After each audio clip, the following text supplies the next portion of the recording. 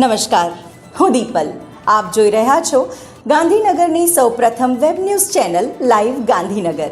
તો આવો નિહાળીએ આજનું જીવતું ધબકતું ગાંધીનગર લાઈવ ગાંધીનગરની. ગાંધીનગરમાં છેલ્લા થોડા દિવસોથી વાતાવરણમાં ઠંડીનો ચમકારો જોવા મળ્યો છે. બપોરે પણ તાપમાનમાં પણ ઘટાડો થયો છે. નગરજનો કહી રહ્યા છે, મોડા પણ ઠંડી આવી ખરી. આજરોજ ભારતીય જનતા પાર્ટી ગુજરાત પ્રદેશ દ્વારા મહાનગરપાલિકા સદસ્ય પ્રશિક્ષણ વર્ગ 2023 અંતર્ગત માનનીય પ્રદેશ ઉપાધ્યક્ષ ગોરધનભાઈ ઝડફિયા વિશેષ ઉપસ્થિતમાં વડોદરા અને ગાંધીનગરનો પ્રશિક્ષણ વર્ગ યોજાયો.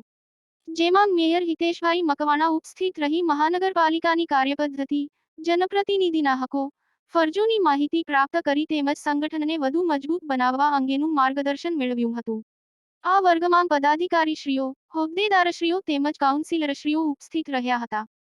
તારીખ 17 ડિસેમ્બર 2023 રવિવારે 56 ભોગ રેસ્ટોરન્ટ સરગાસણ, ગાંધીનગર ખાતે ઇન્ડિયન લાયન્સનો સ્નેહ મિલન સમારોહ યોજાયો હતો. આ પ્રસંગે મુખ્ય મહેમાન તરીકે chief patron Hiteshbhai Pandya, past national chairperson Ashaben Pandya અને નેશનલ ચેરમેન અક્ષયભાઈ ઠક્કર સાહેબ અને વિશેષ અતિથિ તરીકે BHPના જિલ્લા અધ્યક્ષ સુનિલભાઈ ત્રિવેદી, ક્લબ પ્રેસિડેન્ટ શ્રીમતી વિમલાબેન યાદવ, IPP રાધેશ્યામભાઈ યાદવ, વાઇસ પ્રેસિડેન્ટ ડોક્ટર દૈવભાઈ શુક્લ, ડોક્ટર શ્રીમતી હિમાદ્રીબેન, શ્રીમતી રેખાબેન રાવલ, હરીશભાઈ રાવલ ટ્રેઝરર, પ્રકાશભાઈ દવે જોઈન્ટ સેક્રેટરી, મહેન્દ્રસિંહ સોલંકી, સંજીવભાઈ યાદવ, અંકિતભાઈ યાદવ તથા ક્લબના તમામ ભાઈઓ અને બહેનો ઉપસ્થિત રહ્યા હતા.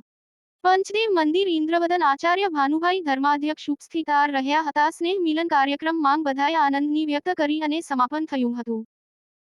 તો દર્શક મિત્રો, આપે અનુભવ્યો ગાંધીનગરનો ધબકાર. આપની આસપાસ બનતી આવી જ ઘટનાઓની જાણકારી અમારા સુધી પહોંચાડવા માટે સ્ક્રીન પર દર્શાવેલ નંબર પર વોટ્સએપ દ્વારા અથવા ઈમેલ ID પર મેલ કરીને આપ અમારો સંપર્ક કરી શકો છો. ધન્યવાદ.